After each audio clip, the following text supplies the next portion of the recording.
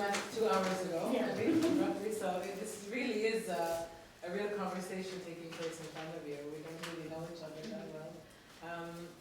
I've been thinking about, what do I want to ask him when I get a chance to talk to her, and I'd like to actually start with identity. I have, and this might be very sort of prejudiced, but I've always had this kind of impression of the US and identity as being people who have perhaps multi-ethnic identities, perhaps, like to call themselves American first, and are perhaps a bit apprehensive in sort of highlighting the other aspects of their identity, whereas I would see the opposite in let's say, Sweden, where I find, at least in my generation perhaps, people highlight their other identities or ethnicities and kind of either don't feel included in the Swedish narrative by others or even by themselves. I'm curious to know what you think about that. Am I completely ignorant? No, I don't think that. I certainly don't think you're ignorant. I've had this experience as well. Traveling to other parts of Europe, to Western Europe especially, but although I would say the UK is different. But in places like Belgium or the Netherlands, you ask Muslims or people of color, okay, do you feel Dutch? They would say, oh no, I'm Moroccan.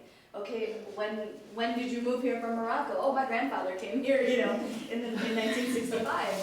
And you're right in your, sort of assumption that in the United States, essentially, because it's an immigrant society, most Americans are immigrants. Unless you're a Native American, and then you can say you're Cherokee or you're a Mohawk, but most other Americans are from somewhere else. And what happened is after slavery, and this is where the hyphenation comes in. So after slavery ended, African Americans, people who we know today as being African American, were named different things over the centuries. And it was after the Civil Rights Movement in the United States in 1965 that they decided, we don't want to be called Negroes, we don't want to be called colored, because these were the words that were used to describe African Americans. We want to say, well, we originate from Africa, but we are now Americans. Mm-hmm. Now, after 1965, the immigration opened up in the United States. So between I would say 1920 to 1965, non-white immigration was not allowed. You could come, but you could not become a US citizen. And so most immigration to the United States came from Europe. And in fact, there were questions of, are Italians white? Are Jews white? I mean, really, are the Irish white? There are really books about this called How the Irish Became White. And it's really funny because you think, oh, Ireland is in Europe, obviously they're white, but they were not considered so until they went through that process, and then they became Irish American, they become Jewish American. And that happened as well with the Muslim immigration, which started primarily after 1965, and then they'll say, I'm Pakistani American, or I'm Arab American. And what that does is it just sort of shows your ethnic identity, but it doesn't show your national identity, because everybody is American. So I don't know, is No, it's helpful to you? interesting. No, and it makes me actually think about, we have a discussion going on right now in public debate. There's a program, I think it is, or an initiative called Rummet, the Room, where the idea is to sort of highlight structural racism. And this space is like, if you're a non-colored person or racified, they use the term racified person, you're not welcome and you can't join the discussions. Would that happen in the US? Or No. I mean, certainly people self-segregate, but you can't have a conversation about national identity. Not that we even have conversations about national identity. You don't have these kinds of debates about, okay, well, do these people fit here? You certainly have in the news discussions about the impact of immigration, especially from Latin America. So in the next probably 40 years, so in the next generation, white people will not be a majority in the United States anymore. They will be another minority. And that is because of the rates of immigration from Latin America especially, and then the rates of birth from people of Latin background or from, the Middle East, North Africa, and Asia. And so this will be the first time in American history, possibly in the Western world's history, that white people are not the majority. And so you have some groups on the right who are pulling the alarm bells and saying, oh no, this is not good. And then you have other people who are saying, okay, well, what is the good that will come out of this in the United States that will have a truly multi-ethnic society? So, I mean, but you would never have this conversation without the voices of people from different backgrounds. For example, in our presidential campaign, the presidential elections, the candidates have to do a certain number of debates with each other. And one of them always has to be in the Spanish language channels. I mean, that's one of them is on Fox News, one of them is on PBS, the public broadcasting system, the public broadcasting station, and others are in the other news networks, and then one is in Univision. And it's done in English because most of them don't speak Spanish, but they'll translate it for them. That's fascinating. I'm just thinking, what if we had our Prime Minister, have a debate, it translated to Arabic or Somali, it'd be fascinating. Yeah. But how does all this rhetoric, or this fact actually that the US will be sort of non-white in 20, 30 years' time, play into like Islamophobic rhetoric? Because in Europe we have this conversation where you're talking about an Islamization of Europe. Eurabia, yes. Eurabia, and it's also sort of directly related to birth rates of these very hormonal Muslims who have so many kids, apparently. Although it's not statistics are not really showing that. But anyway, there's this idea. Do you see any such sort of, even though it's a Latin majority, but Yeah, for sure. There are several cities today that are majority Latino. So Los Angeles is not majority white anymore. It's majority Latino and also Asian. And it has a large African American population, obviously white population. Chicago, where I'm from, is 40% African American. And there are 2 million people of Mexican descent, just Mexican, not even the rest of the Latino population in Chicago. It's the second largest Mexican population in the United States after LA. And so there are other, Detroit, Michigan has the highest percentage of Arab Americans. So there already are small pockets in the United States where the minorities are the majority. Practically speaking, it changes the schools. There are bilingual schools everywhere. It changes, of course, the United States does not have an official language, so most people speak English and most business is conducted in English, but there has to be language translation in government offices for government purposes. If like I'm from Chicago, it has a huge Polish community, so there's a lot of, everything is done in Polish, Chinese, Spanish, right? And in some spaces there's also Arabic. And so you already have different cities that have begun to deal with it. On a national level, you have people who are afraid, how will that change the culture? And it's already affecting the culture. And I'll just give you a concrete example. In the Catholic Church in the United States, I know we're both Muslims and we're talking about this, but I'll talk about the Catholics for a moment. White Catholics are leaving the church. And so a lot of young men who are entering the priesthood are Latino. And the immigration question has become one of the most important pieces of work for the Catholic Church. They have taken a position, in as much as they can, because so much of their flock is either undocumented or related to somebody who's undocumented. Now, how does that relate to Muslims? American immigration laws changed after 9/11. The ironic thing is, and it became much more difficult to become a U.S. citizen, to even receive a visa. I'm sure most of you know this if you try to go, that people are fingerprinted. It's like you're entering a prison. Background check. I'm sorry? Background check. Background check, the works, right? Especially for you. But the reason the immigration laws changed is because of 9/11. Ironically, American Muslims were already either U.S. citizens or they were already green card holders. We were not negatively affected by it so much as our Latino brothers and sisters who are not Muslim, who have nothing to do with, you know, the Middle East or anything, and have come to the United States to try to work and submit, you know, remit their funds back home. So I have some questions for you, actually. Please, go ahead. Walking down the street, would somebody consider you to be a Swede? Because I look at you and I think, she looks white to me, you know, and I'm not surprised that you're half Canadian, because to me you look white. In the US, somebody would look at you and assume that you're a white convert to Islam. Maybe they'll say, oh, she's Arab. But they wouldn't necessarily say, you know, she's not American. But if you're walking down the street, do people consider you Swedish? Are they surprised when you speak Swedish? Well, there are many answers to that question. Firstly, my mother, I should just explain my background perhaps. My mother is Swedish, and my dad's Okay. Pakistani Canadian. So Oh, okay. that's where that plays in. Speaking of identities,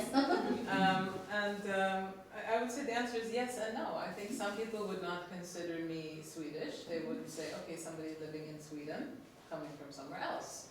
I think that's probably the common sort of perception. Sure, when I open my mouth, sometimes there's like, oh, you speak such good Swedish. Where did you learn Swedish? Yeah, it's like, well, thank you, so do you. But I think, you know, but it depends also what the setting you're in. I really do believe that. I think in some settings, you know, there's such an understanding, there's such broader perspectives, where you wouldn't sort of initially just assume that a Swede looks a certain way. Whereas in other settings, you know, it's still not, you know, we haven't sort of arrived to that point where you can be like, okay, yeah, you're Swedish, of course, we're Swedish. So, yeah, yes and no, I would say. Certainly Americans think that all Swedes look like Alexander Skarsgård. Yeah, probably, yeah. All of my friends You have a media image there. Yeah, Stellan Skarsgård and all his children. Yeah. That's what every Swedish person looks like. So do you consider yourself to be Swedish? Yeah, I Do you think that there's any tension between being a Muslim and being a child of at least one immigrant and being Swedish?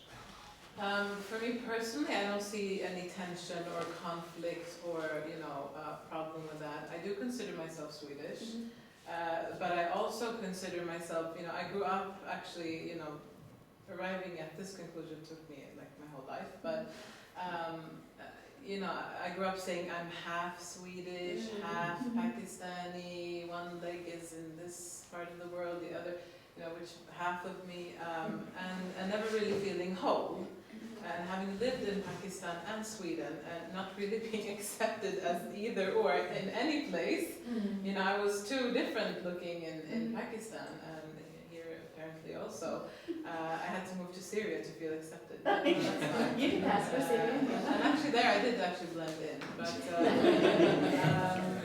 so I really thought a lot about identity, and I came to the conclusion that I refuse to choose. And I refuse to be asked to choose what I am. I have the freedom to be everything, 100%. And I really like Amin Malouf, the Lebanese-French author. He talks a lot about, in his book, In the Name of Identity, which I think is an amazing book to read when we talk about, you know, identity today and what it means. And he talks about identity as an orange, you know, so like you are the whole orange, and each piece of the orange is a whole piece. Yeah. It's not, you know, a percentage, it's a piece of the orange. So yes, the Swedish identity is one piece of this orange with many other layers or, you know, pieces to it. So yes. So what does it mean to be a Swedish Muslim? That's a very good question. Wow, I can't believe I don't know the answer to that. I think it's evolving. Yeah, I do. I think it's a process, isn't Yeah. it? I mean, what did it mean for me to be a Swedish Muslim when I was a teenager? It's not the same as today. Now I have a child, I'm, you know, married, different challenges. It's, you know, I think, what does it mean to be Swedish changes all the time, you know, with society being the way it is, naturally. So yeah, I think right now perhaps it means a heightened awareness with, you know, how Europe is developing in general with, you know, Nazism and a lot of sort of anti-everything rhetoric, you know, limit this, close the doors, close the gates and borders and throw people out, and that kind of rhetoric is quite alarming. So I think there's a heightened sense of sort of, you know, where do you fit into this, is there place for me in the future? of Sweden, for example, for the political forces that are out there Yeah. trying to gain ground. So I think that's definitely something that I would identify with right now. Mhm. Yeah. So it's funny for me to hear that response, because part of that response of what does it mean to be Swedish is what does it mean to be European, right? And your fate as a country is linked to the rest of the Yeah. continent in a way that, Americans famously don't really care about. It doesn't really affect Americans internally what happens even in Canada, unless it's, a terror bombing, and then we change more immigration laws and our airports and Yeah. things like that. Yeah. No, Sweden is, positioned where it's a small country, but Europe, I would say in general, we kind of rely on each other in one way or the other. And of course, what happens in Ukraine or in Portugal or wherever, it affects us in one way or another. So in that sense, of course, but we have our own issues here on the ground. I don't even have to leave Sweden to be worried. I can just stay within the borders and still be worried about, developments. We've had, especially lately, I would say, a lot of very worrying developments with stabbings and sort of attacking demonstrations. And Okay. so. These are racially motivated or religiously motivated? Ideologically, like they're not a Nazi ideology, I would Oh, say. okay. And famously, they're anti. Obviously, they're racist. Mhm. The ideology is very racist. It's homophobic. Mhm. It's Islamophobic, anti-Semitic. You name it. You have the whole buffet there. Yeah. And that also calls for questions like, as Muslims, or for me as a Swedish Muslim, I feel a strong need to work more in alliance with these groups that are being targeted by Nazis. And that's something that I'm thinking a lot about today. How to build coalitions, and how Absolutely. to sort of identify absolutely. shared values, even Yeah. among groups that you might think are disparate, No, sure. At the end of the day, I'd like to sort of focus on the fact that we're all human beings, and for me, that is the most important thing. Whether you are whatever religion you have, or if you choose not to have, or if you're homosexual or whatever, I don't care about that. I think you're a human being. I agree. But I think we forget that. Yeah, I really yeah. do. I think we forget that. It's something that should be like the most obvious thing, but I don't think it is. At the end of the day. One of the things that you're saying is reminding me of another topic, which we can move on to, which is oftentimes what I find really interesting among the European right wing is that they use feminism and they use what they believe to be anti-gay views among Muslims Yeah. as part of their platform to be against Muslims. And so can we talk a little bit now about the tight space that Muslim women face Oh, yeah. in terms of dealing with real issues within the Muslim community about access to sacred space? I understand that Sweden has similar problems to the United States in terms of mosques not being very women valuing. Issues around, I don't know if you have forced marriages here or honor killings. Yeah. What so-called We do. honor killings. We have it all. Yeah, domestic violence. And so on the one hand, there are internal issues that affect Muslim women and girls. And then on the outside, there's a particular, there's this Western view that, yes, that Muslim men do oppress their wives, and that white men and white women need to save brown women from brown men. Yeah. Right? Yeah.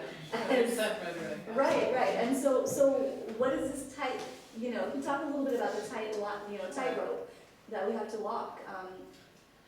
I would say, as a Muslim woman, I feel oftentimes, caught between a rock and a hard place. Because on the one hand, you have this anti-Muslim rhetoric, right? Which is talking about, there's no gender equality among Muslims, and they're homophobic, and they're comparing actually Islam to Nazism, who's the latest thing we've been seeing in the media now, or in the sort of racist media anyway. Off-peak slut, most of you know what they are.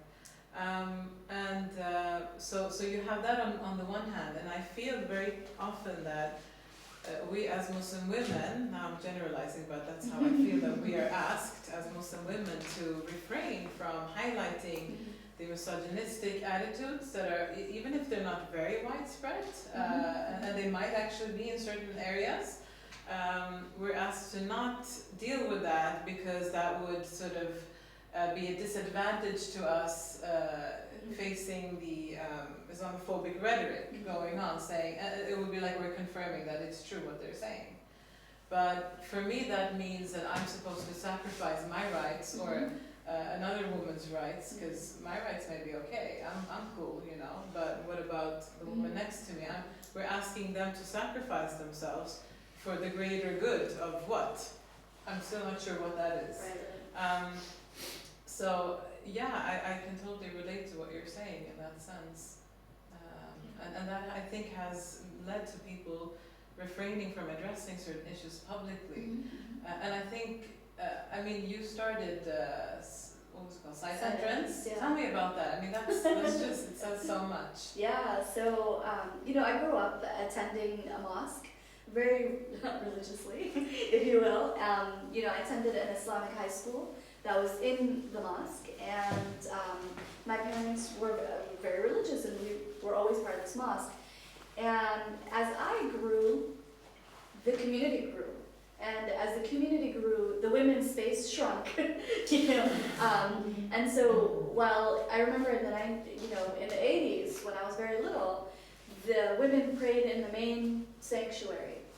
And as the community grew, then they were pushed out back to where the classrooms were, and then they were pushed further back, and then they were in the toilet. No, not quite in the toilet, but in the basement. They were pushed in the basement, and then they, the basement, which is the multi-purpose room, and then they finally put down carpets to make it permanent. And I mean, this is the basement where they also hold the funeral prayers and all of the multi-purpose events. A few years, and I should say, granted, this mosque serves 35,000 people, and so it is a mega mosque, like a mega church. So they did have true issues with space. What they don't have a problem with is money. It's a pretty, not everybody is wealthy in the community, but it's a very generous community. And so a few years ago, about 5 years ago, they decided to remodel and expand. And in fact, it's the first green mosque in America. So it was the first mosque to go green. They have solar panels, and they're really trying to, they're recycling and really trying to think about the role and the responsibility of people of faith in protecting the environment. My friend's husband was the president at that time of the mosque, and one of the things that he really wanted was that women would return to the main sanctuary like they did in the 1980s.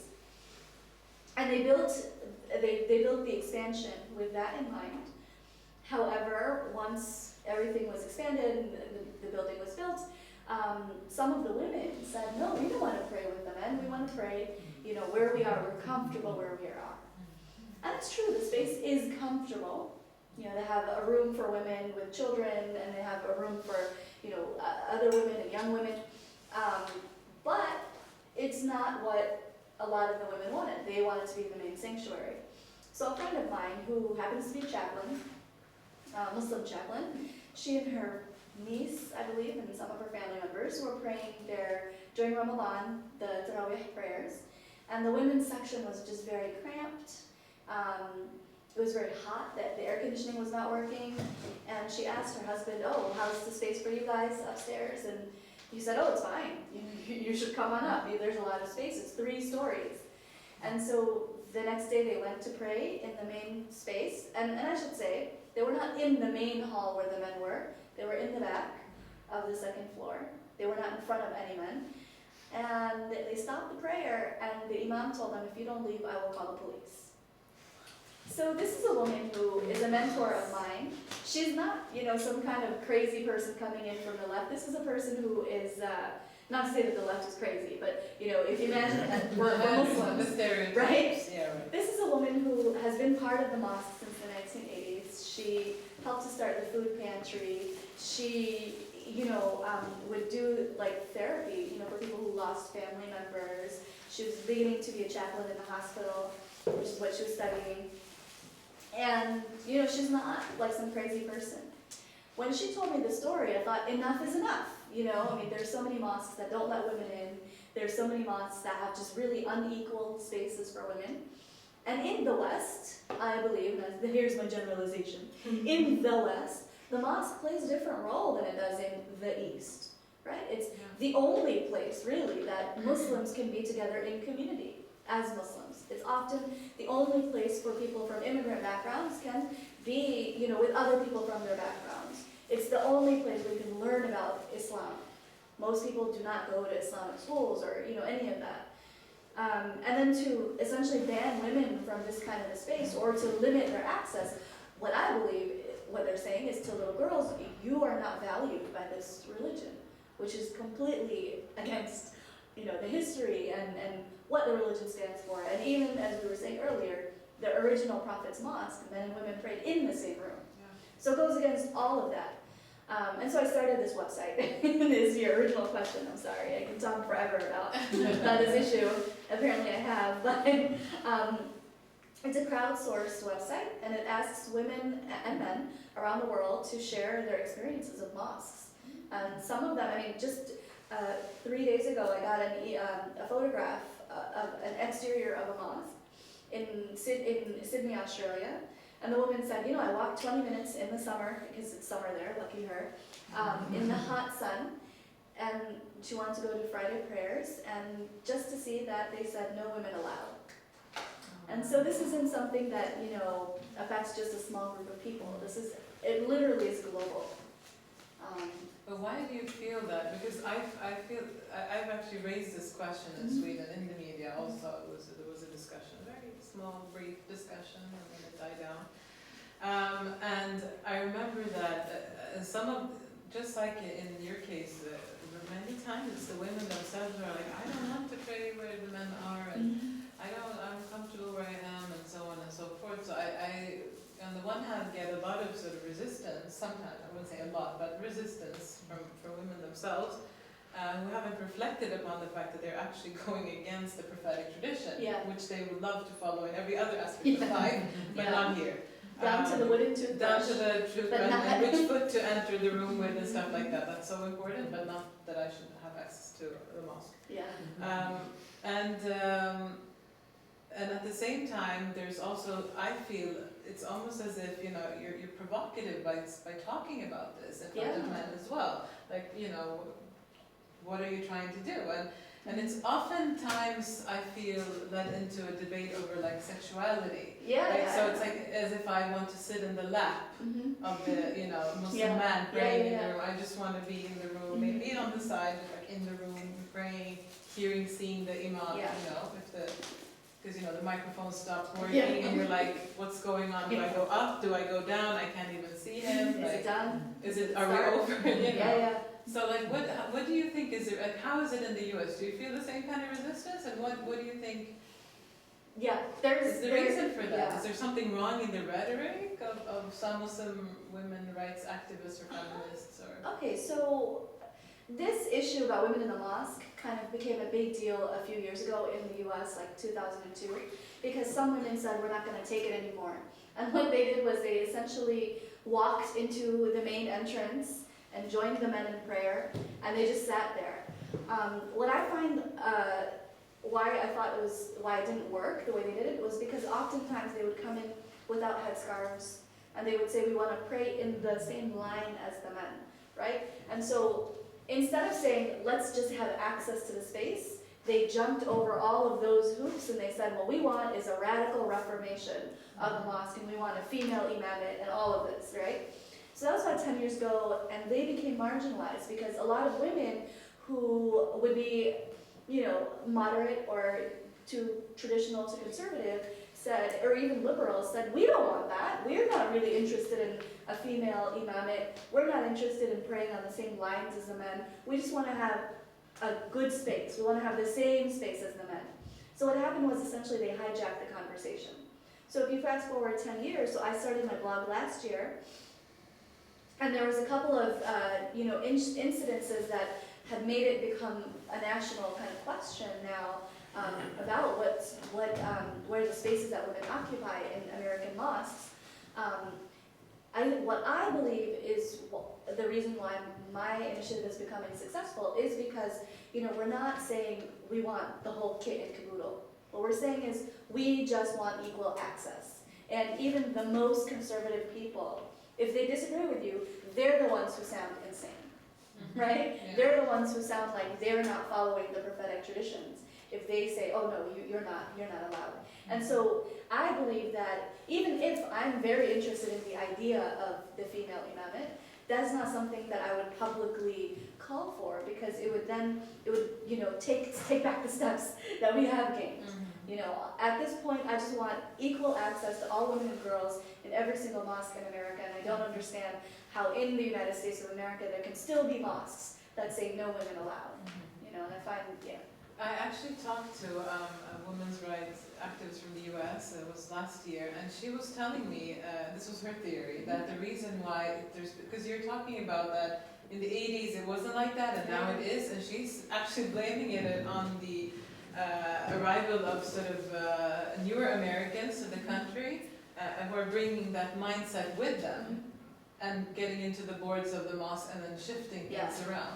Would you agree with that, or is that completely, or could it be true? I think it breaks one of the first rules here is to assume that all, because a lot of the people who support not just my work but the idea of women in mosques are immigrants themselves. However, I think that she's partly correct. ISNA, which is the National Umbrella Organization of Sunni mosques, or Sunni Muslim organizations in the United States, it's called the Islamic Society of North America. They had a study 2 years ago, in 2011, so more than 2 years ago, where they realized, they essentially evaluated every mosque based on how much they value women. So is there space for women? What does that space look like? Are there programming for women and girls? Do the women themselves feel like they're valued? And they found that the most value, or is there a barrier? Is there a partition in the prayer space? The most women valuing mosques are African American mosques. And not just any African American mosque, but ones that come from a particular community in the African American community that came out of the Nation of Islam, that was part of the tradition of Malcolm X and Imam bin Muhammad. Right? So that particular group of American Muslims have over 80% women valuing. They actually scored excellent in the scale that ISNA used. Them and the 12er Shia community. I've heard about that. It's very interesting. Not necessarily other Shia communities, but the 12er Shia community. So here you see it's, and I should say also other African American communities that are not connected to this one, they don't have the higher rate. So what you see here is that it's ideology. It's not how much money a community has.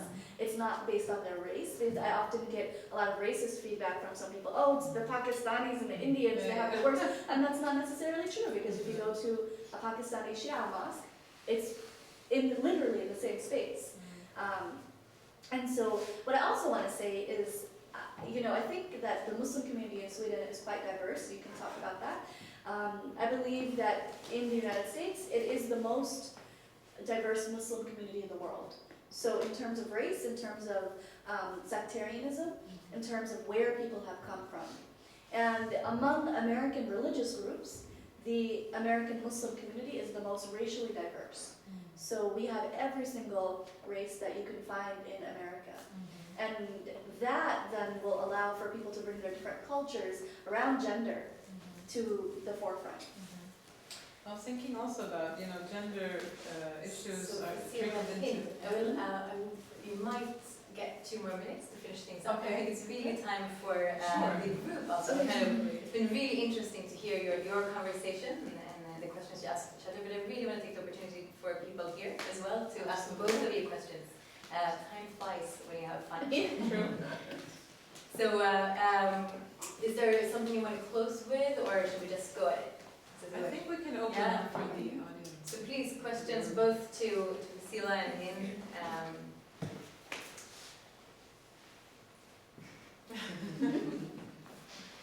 I can kick it off now. Maybe just introduce yourself. Yeah, sure. My name is Zaib. A question for Hind, actually. Just to go back to your work in Western Europe, and And you start off by saying that how some different minority groups, how they identify themselves in Western Europe, such as the Netherlands, and I have the same problem in France as well, where you would not identify yourself as being French or being, but it's, so two questions really. Why do you think there's a difference between them when you compare some of these Western European countries with, for instance, other Anglo-Saxon, compare with England and the US? I lived in both of those countries, and I didn't feel it was like that. Yeah. So, what are the reasons behind it? And the second question is, what type of lessons can you learn when you look at different these issues, different minority issues, and also in terms of religious groups? So, are there some cultures that are able to deal with Islamophobic issues better, such as, are Americans better than the Dutch or the Swedes, for instance? And if so, why? Okay. And what can we learn here? If you can, especially if you can, I'm not sure how long you've been here in Sweden, but A day. so maybe you can play it off with Fazeela maybe and see if you can maybe make the Swedish related. Yeah, for sure. Okay, so I'll answer your first question first.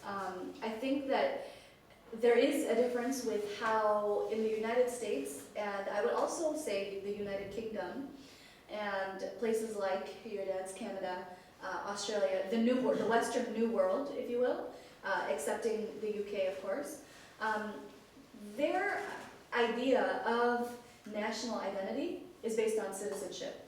Now you could say that that's also, it started because of the French Revolution, but the French haven't gotten over their whole like Français de souche thing, right? They still will say, yeah, you can be a French citizen, but you have to be, of French blood to really be a real French person.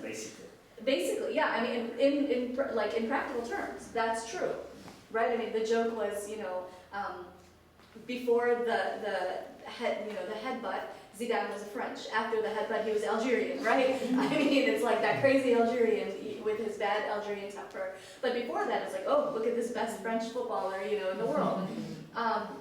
France is kind of almost on its own pedestal or something in that.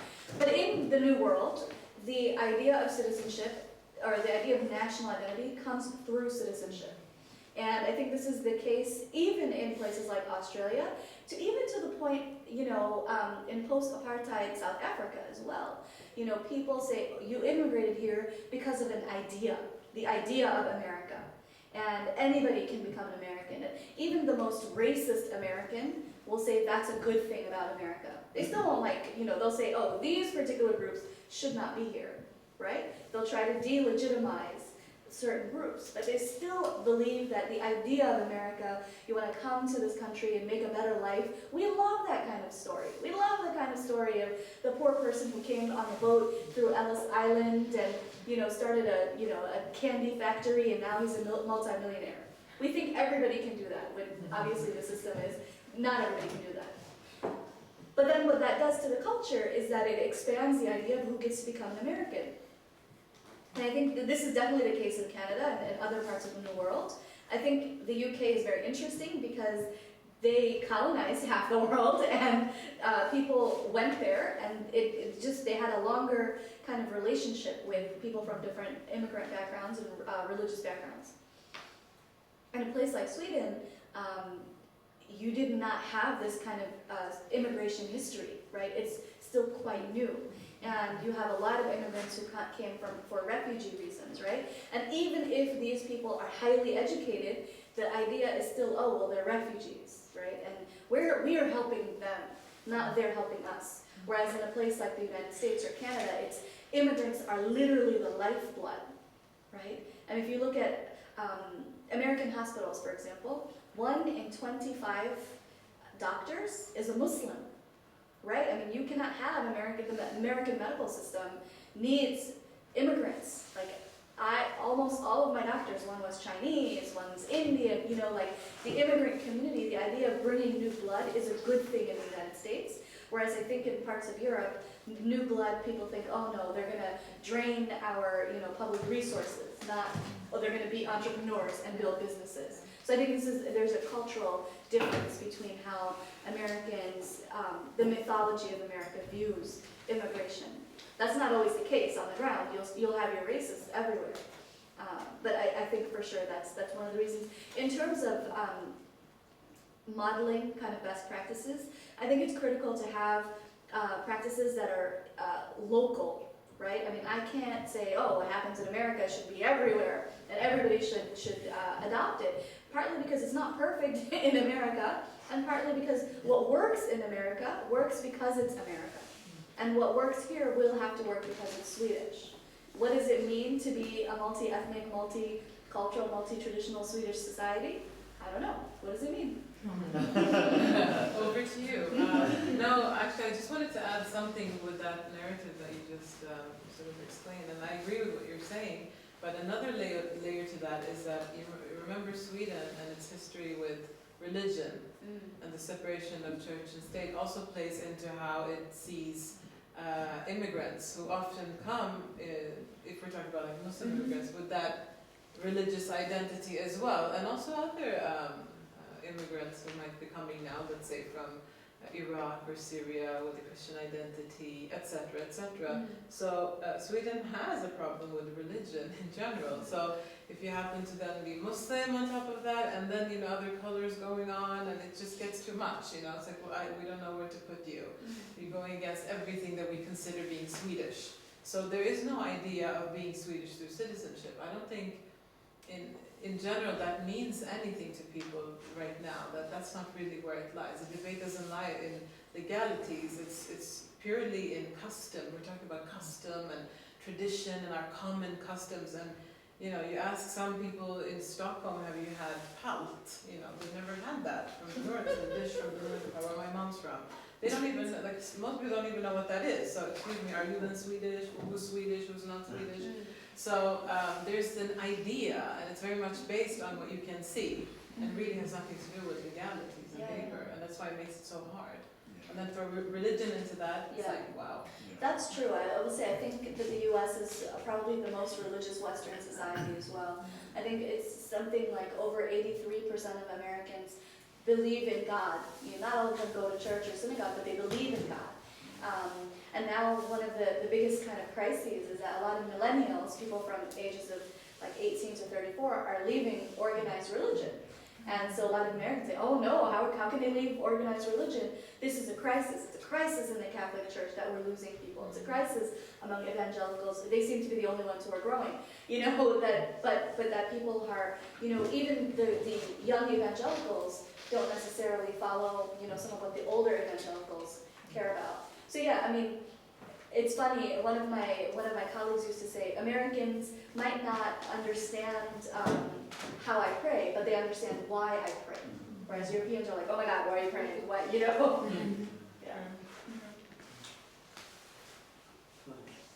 I just want to finalize what you were saying. I totally agree with most of it. But the question always strikes me when it comes to comparison of Sweden in terms of nationalities compared to North America. There's a two factor, and I think they're both of it they stand for valuable things.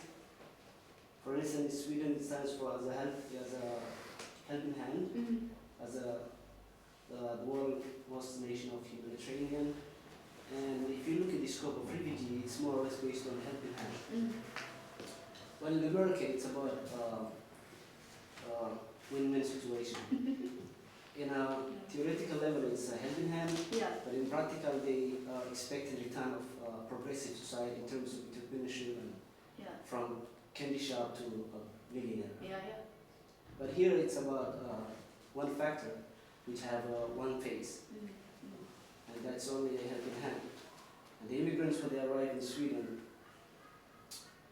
in my opinion and as experience, is that two faces: integration and participation. So integration is what's the new norms nowadays that will lead to people like immigrants disappearing pre-existing society in the pretext of helping hand. But 1 in 5, I would try to avoid generalizing, but there must be a pocket of people who try their best. And with the level of participating, that means contributing and receiving. Yeah, But it's not pipeline, it's going to take some time. yeah. I think that's definitely very important, that immigrants or people from minority backgrounds are not seen only as, oh, we're helping you, but that they are actually contributing to society in all the ways, whether it's culinary, whether it's the arts, music, athletics, politics. And also the field project is into the reality, perception already overtaken from the reality. Yeah. And to separate is going to take some time, but we are beginning to face especially in Nordic countries, the first generation, second generation, third generation, and you will see it in terms of religion perspective as a Muslim background, as I am, that young generations, they are more like trying to reduce the gap in terms of identity of nationality. And then once they overcome that, then they have a heavy task, which is to reconcile with their parents' position and their new identity. So they always are like between dark world and pride world. Okay. No, I think I completely agree with what you're saying. It's a very good observation. The whole conflict of sort of dual identities, or even more in some cases. In one hand, Always having to, it's a balance act. On one hand, it's a growing problem, and the other hand, it's a progressing problem, progressing level. So which one takes over depends about which one gets support from the mainstream. So if we start with the idea of integration, and then that gives us a blind spot of participation, which is the case, especially as a background of Muslim and I feel like I'm obligated to promote the society that adopted me in my new face. At the same time goes another hand that I have a duty to bring forward my background, what's featuring me. I'm a person, I have a name, I have a title, but that's not enough integration. You have to go beyond that. You have to go into a level of your skills. I would like to know what would be for you an ideal society where you would like to live, or how do you want your societies to look? And the second part is how do, for example, I as a non-Muslim woman can contribute to this? Very good questions. I think for me, my utopia would be a place where really there's respect for everyone, where there's no one ideology or religion that's ruling over others, or whatever that may be, but where there's room for everyone to sort of express themselves and blossom and reach their full potential. And I think it would also be a holistic society where there's respect for nature, animals, everything that we're sort of moving away from more and more with all this corporate world forming, and that's trickling into what we eat and how we live and financial system. Yeah, we can go on forever about that, but really I think it's just that basic sort of society. We sort of focus more on the human aspect of our experience, and I think that's something we all can contribute to. Start seeing the human being in everyone else and peel away. It doesn't mean that identities aren't important, that these layers aren't important. They are, but that they can never be more important than the fact that we're all human beings. That has to be number one. And I think we just need to remind ourselves all the time about that. And so yeah, that's what I think we should all contribute to. Do you want to respond to I that? have a question. I do a little bit of an addition. Just a second. Sure. So I do a lot of anti-racism work as well as sort of feminist work. And I think it's very critical to have different coalitions of people. And I really believe in the work that Bell Hooks puts forth, and this idea of she's an American feminist. In the 80s, she came up with she put kind of words to this concept of intersectional feminism. And so in the United States, the feminist movement had always been historically or wealthy or wealthier white women kind of calling for issues that affect them and saying, okay, this affects all women. Whereas that didn't affect, African American women, it didn't affect immigrant women. And so Bell Hooks throughout, her life, but in the 80s, really kind of wrote this, book, and a lot of people study it, and it's about this idea of intersectionality, and that, women are also affected not just by their gender, but also by their economic background, their political views, their religion, their race, all of that. And it behooves feminists, and I call myself a feminist, small f, to understand that there are different challenges that different women have. And somebody like you, who you say you're not Muslim, I assume that you're white, to understand that, okay, that you're an ally then of women who don't necessarily look like you, and that there's not just one feminism or one way to be an integrated, assertive, independent woman, and that you would support your peers in pulling that out. And I think this is really important. I don't agree with a lot of people say, well, we don't need white women to try to speak for us. I don't agree with that. I think that we're all sisters and we need to be able to support each other in that. So we've seen your questions, but because I hasn't had a chance to ask before, we'll get back to you. No, she already summarized my questions, so thank Excellent. you. Okay, excellent, thanks. Great. Thank you. So actually I want to maybe to explain a little bit about what you just said about intersectionality, which I find really interesting model to think through. I'm Chaya, and I'm originally from Jerusalem, going back there in the mind. And I think I find myself in so many things that you both described, especially when you spoke about the space, the woman's space that can shrink.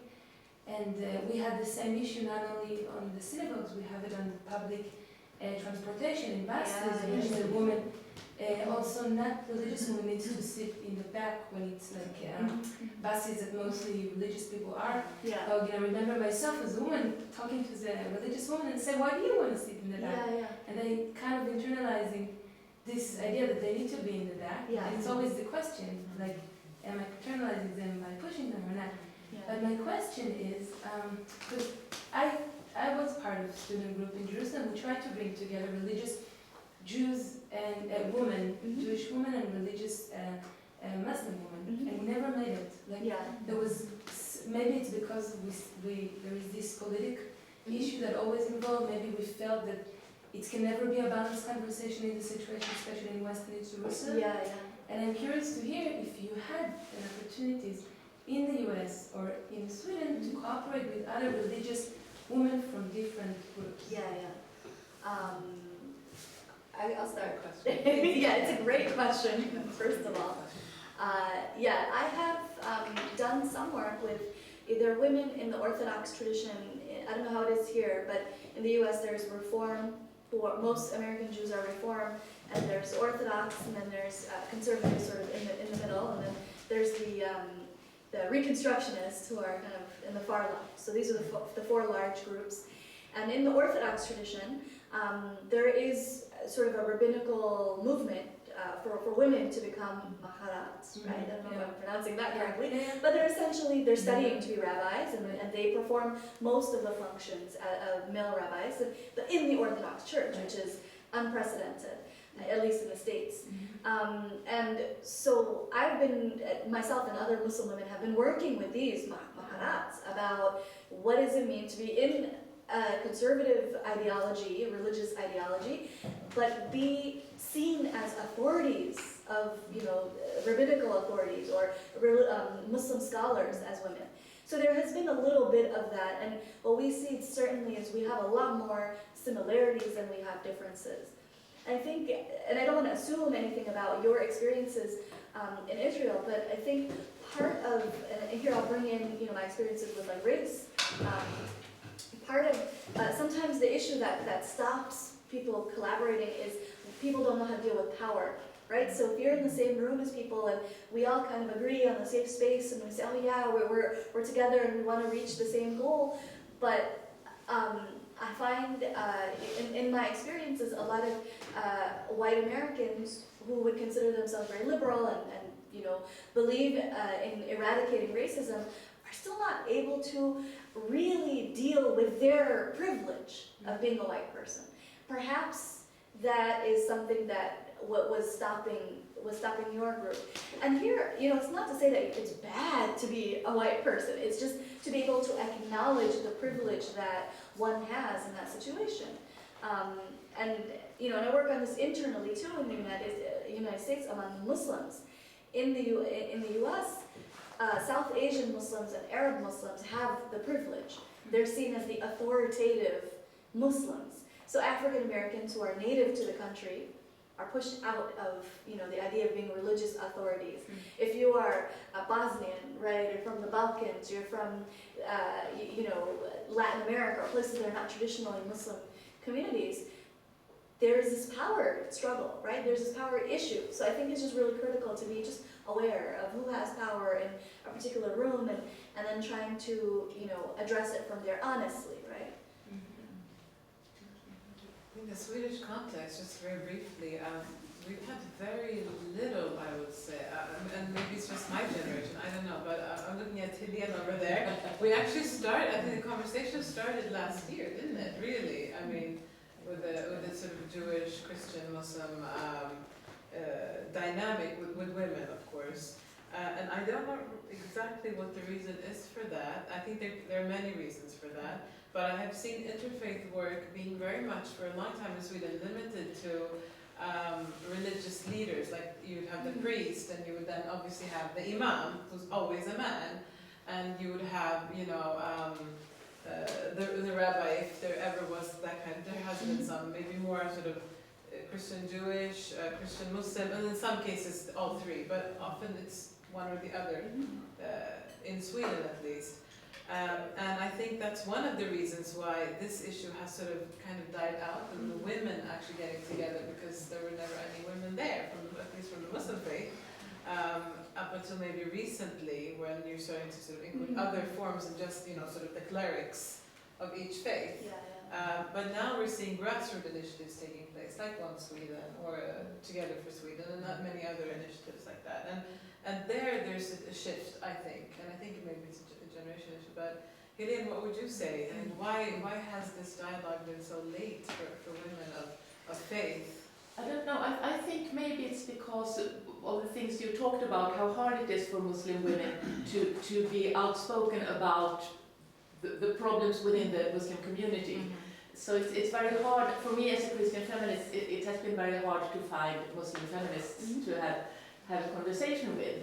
And so, I mean, as you say, I think there's the power imbalance, and we've had this series of women gender in interfaith dialogue in Sigtuna for many years, but mostly Christian women come, and I think it's because of this sort of the power structures, because I mean, obviously most people who go to a seminar which has been maybe for 24 hours, that at least involves staying overnight, that's people who can do it in their duty because they're pastors or teachers and whatever, and there aren't so many from the Jewish and Muslim communities to have those opportunities.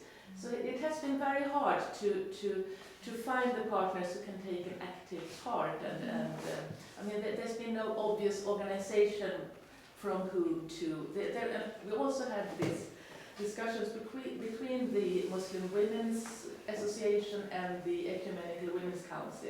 So they went on for a while, but petered out because I think they had problems in their organization that they had to deal with before. So that always comes first, I think, especially for there are so many things to deal with within minority communities.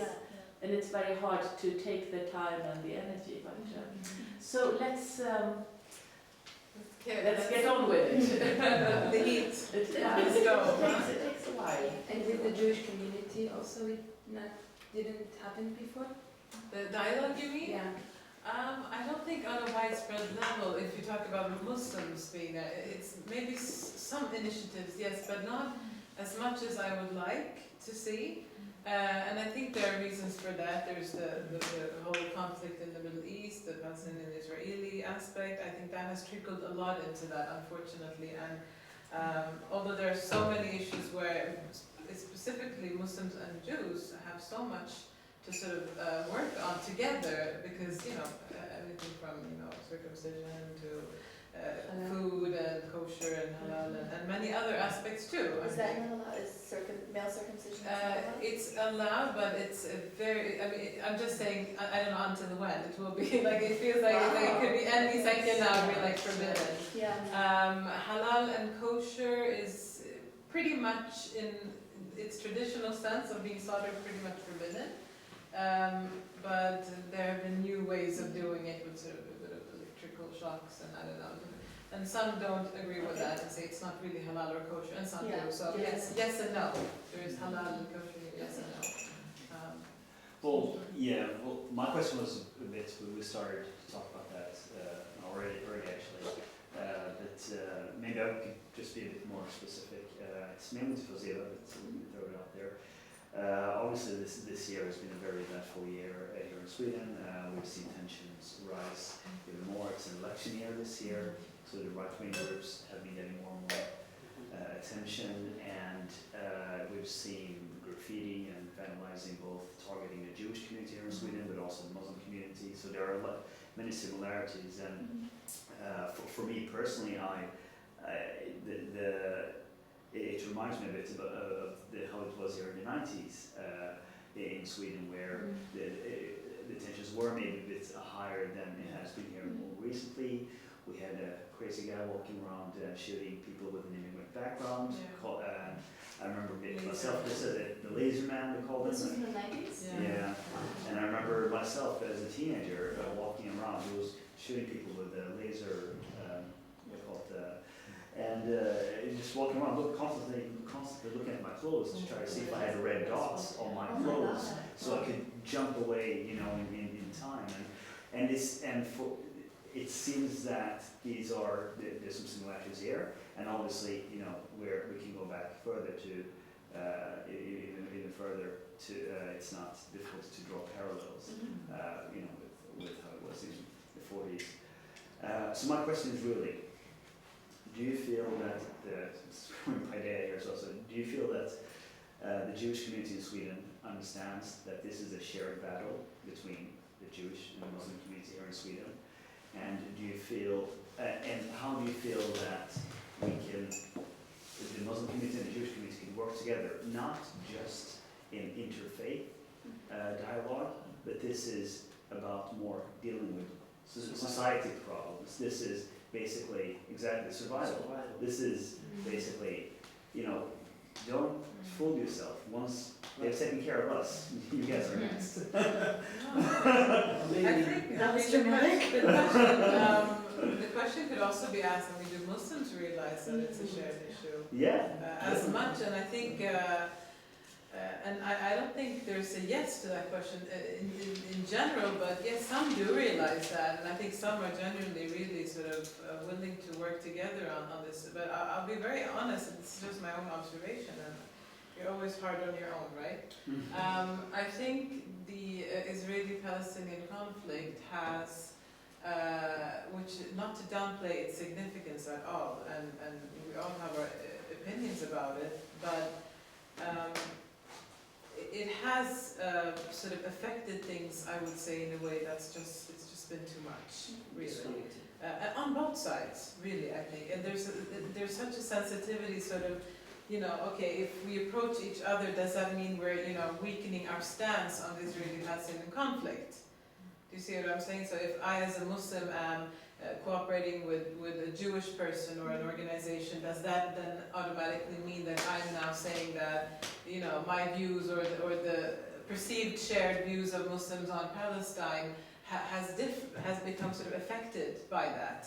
And as long as you have that correlation between working with Jews here or Jews working with Muslims to the situation in Israel-Palestine, then it will be very hard to work together for both sides or whatever organizations there are. with Jewish or Muslim backgrounds. As long as we directly connect everything going on in our lives to this conflict in the Middle East, I think it's going to be very hard. And once we can say, look, we don't have to get into that right now. We have other issues that we can talk about that concern us right here and right now. And we are not asking of each other to change our stance or, you know, if that happens along the way, well, that's life, right? But, you know, that's not the objective of this cooperation. Like, okay, we might not see eye to eye on every issue, that's fine. Because historically, we've seen that the easiest way, or the most common way of having two people actually coming together is when you have a common enemy, right? To put together any past beefs or issues that you've had, because this is a more serious problem. This is absolutely, and I think that's the what's question. going on there. Do people feel that it's more of a serious problem? You know, sometimes I think there's much more activism about stuff happening over there than there is about things happening at your doorstep, and that's, you know, maybe it's easier to think about over there because you're not really directly responsible for over there, so you can have more opinions about over there. It's always harder to have opinions about what's going on right here where you're actually part of it. Actually, I'm from Somalia. Probably I'll ask you to wait a little bit because Yasin has been over. I was going to add to that piece, but I don't know, do you have in the same vein about Muslim-Jewish stuff, or? Oh, it's a different question? Oh, okay. So I've been involved with an organization, it's an initiative called the Jewish Muslim Community Building Initiative, and it's part of, it's a few different organizations in Chicago. The main Jewish organization is the Jewish Council on Urban Affairs, and they started out of the civil rights movement among, you know, African American civil rights, and so they were always interested in issues of poverty and marginalization and racism in the U.S. And there's a few synagogues who are part of it because, you know, one of the rabbis had studied Islam and Arabic and speaks better Arabic than most Arabs I know. And so you have the synagogues and the JCUA. And among the Muslims, you have a civil liberties organization and a couple of kind of younger professional organizations. And this is really critical because a lot of the mosques will not get involved. And what this organization does is very simple things, like we have a night that we call Cafe Finjan, because in Hebrew and in Arabic the word for the coffee maker is finjan, and it's a night of arts. So the artists on the stage are all Muslim or Jewish, and they sing, they do plays, they do, you know, all sorts of things. Americans outside of the Muslim community are very pro-Israel. So the difficulty for Muslims hasn't been about getting a balance, it's about even just saying Palestinians are people and that they were a nation, right? So that, even just saying this sentence is a radical thing in many places in the United States, which I don't think is the case in Europe. So, and then the other thing is, as I mentioned, the Muslim community is so diverse. You don't have a lot of, you have a lot of South Asians, you have African Americans, people from other parts of the world, for whom Israel and Palestine is not their number one issue. And so this this Muslim community, Jewish Muslim community organization, I don't see a lot of Arabs. You know, I'm from Sudan, I'm the Arab who was part of, you know, well, there's one Palestinian guy. But you see I have a lot of other Muslims who are not Arab who are part of it. And it has its positives and its negatives. I would love to have, you know, the Arabic Palestinian mosque I grew up in, come to join one of these events, but they won't. So I think it's up to members of the community who are able to divorce, you know, the Middle East, as you were saying, from the on-the-ground conversation and relationship for a while at least. As you were saying. Also in Somalia, where I'm from, as original, what I want to pick up was that it's about the child upbringing and also the parental guidance. So what happens in the Middle East, it's already in the doors of door-to-door in Mogadishu or in Somalia. Okay, yeah. And this is like, it also overshadowed the local problem they have last 21 years as a civil war going on. It's equally goes to same feelings people emotionally respond what's happening in Palestine. Oh yeah. And as time passes, they move in the West, especially in America or UK or English-speaking countries. And now here we have the influx of Somalis, especially in early countries, and they realize through my conversation personally sometimes that there is a similarity between Jewish and Muslim. Yeah.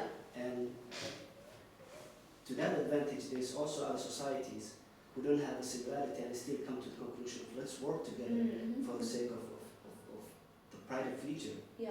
And when you discuss such things, in my return, some people will say acknowledge these things as a moment of acknowledgement rather than of digesting in a long term and taking this conversation back to their homes. They just nod their head during the conversation. When you leave, things die down in that spot. And then in return, what I will have is that maybe I'm too soft spot for Jewish people.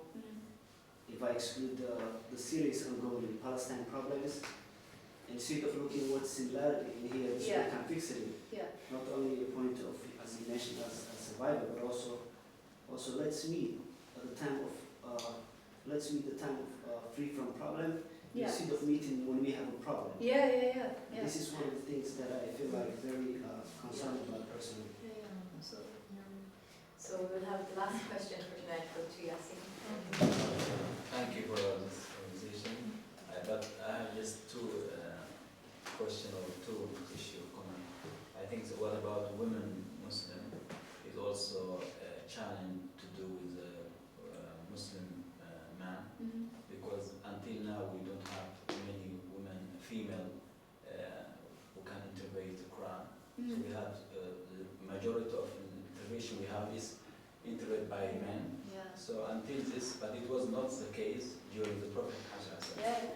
So we have also to reform this, the Muslim women take more power to also interpret the Holy Quran, but also to influence the Muslim man also, because this is a lot of problem about Muslim and women and gender. It's also to do with the Muslim man more than to do with the Muslim woman.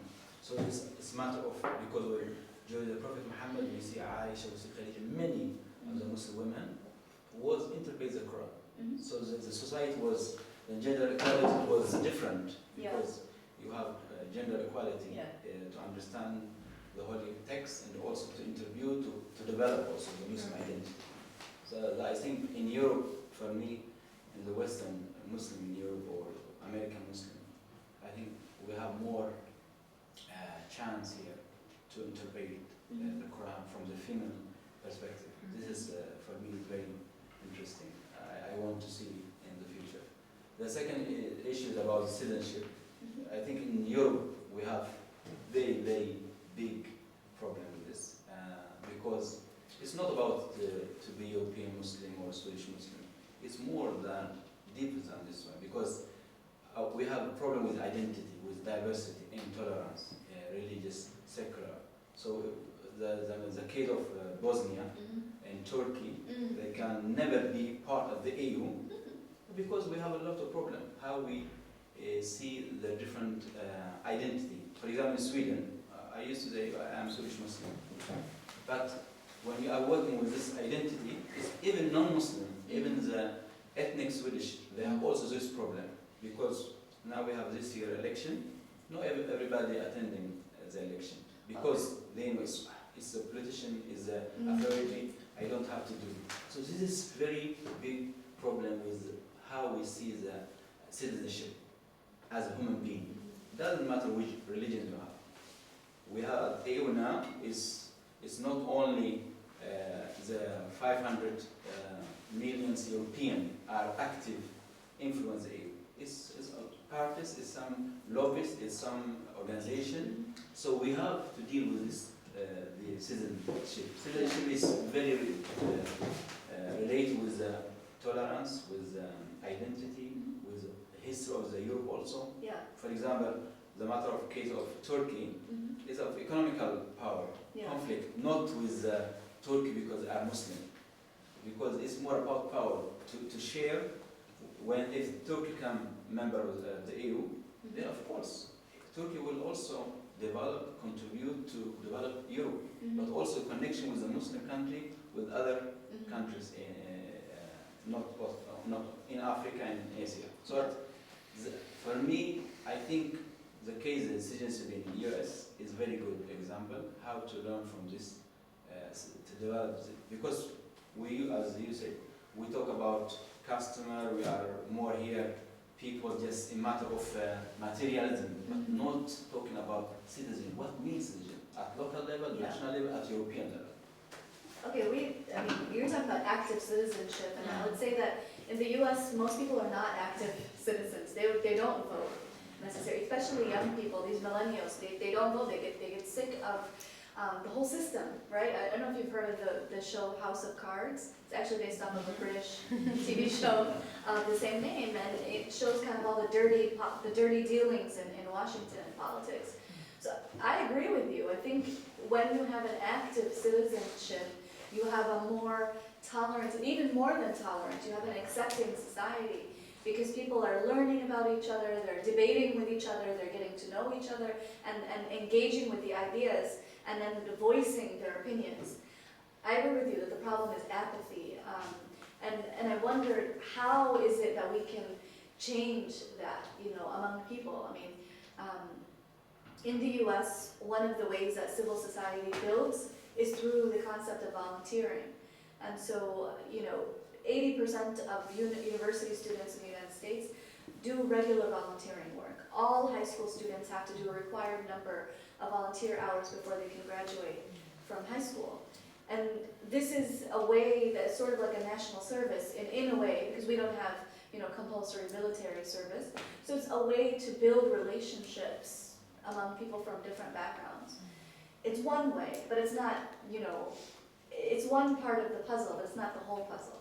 I don't know how you can get people more interested in politics when politics can be so dirty. No offense.